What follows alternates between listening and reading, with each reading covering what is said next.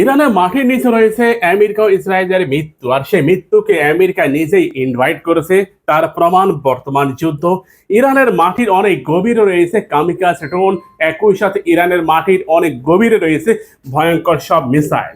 যে মিসাইলের তাণ্ডবে লন্ডভন্ড হয়ে গেছে সৌদি আরব, কুয়েত, কাতার, বাহরাইন, ওমান, জর্ডান থেকে শুরু করে একেবারে সংযুক্ত আরব আমিরাতে থাকা মার্কিন সামরিক ঘাঁটিগুলো, এমনকি ইহুদি বসতিগুলো রীতিমতো তছনছ হয়ে গেছে। এই মাটির নিচে যে বাংকার রয়েছে, অস্ত্র কারখানা রয়েছে, মিসাইল কারখানা রয়েছে, ড্রোন কারখানা রয়েছে, এগুলো কোথায় আছে সেটা খুঁজে পাওয়ার জন্য রীতিমতো মরিয়া হয়ে উঠেছে আমেরিকা। আমেরিকা তার সকল ধরনের প্রযুক্তি এখানে ব্যবহার করলেও ইরানের মাটির নিচে যে বাংকার রয়েছে সে বাংকারের কোনো অস্তিত্বই তারা খুঁজে পায়নি। সে সম্পর্কে ইসরায়েল টাইমস একটা প্রতিবেদন প্রকাশ করে। সেখানে ইসরায়েলের ঊর্ধ্বতন সামরিক কর্মকর্তা ইহুদ বারাক একটা বক্তব্য দিয়েছেন। তিনি বললেন, ইরানের মাটির নিচে যে বাংকার রয়েছে সে বাংকারের অস্তিত্ব এতটাই গভীরে যে কোনো প্রকার প্রযুক্তি দিয়ে তার অস্তিত্ব খুঁজে পাওয়া যাচ্ছে না।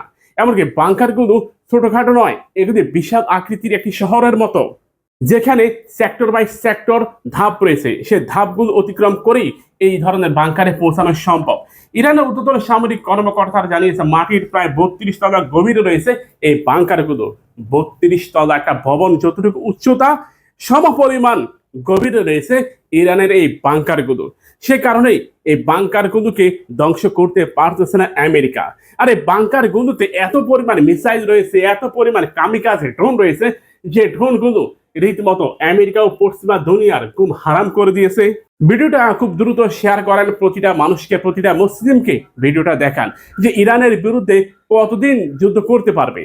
ইরানের এত পরিমাণ সমরাস্ত্র রয়েছে। ইরানের পররাষ্ট্রমন্ত্রী জানিয়েছে ইরান আগামী 6 মাস এক টানা মিসাইল ও ড্রোন নিক্ষেপ করার মতো সক্ষমতা রয়েছে। অথচ আমেরিকা বিশ্বের 1 নাম্বার সুপার পাওয়ার, যাদের পক্ষে আগামী 1 মাস এই মিসাইলগুলোকে প্রতিহত করার মতো এয়ার ডিফেন্স সিস্টেম আমেরিকার হাতে নেই। আমেরিকার প্যাট্রিয়ট এয়ার ডিফেন্স সিস্টেমের মিসাইল একেবারে ফুরিয়ে এসেছে। এমনকি তাদের অত্যাধুনিক প্রযুক্তি ব্যয়বহুল থার্ড এয়ার ডিফেন্স সিস্টেমও ফুরিয়ে এসেছে।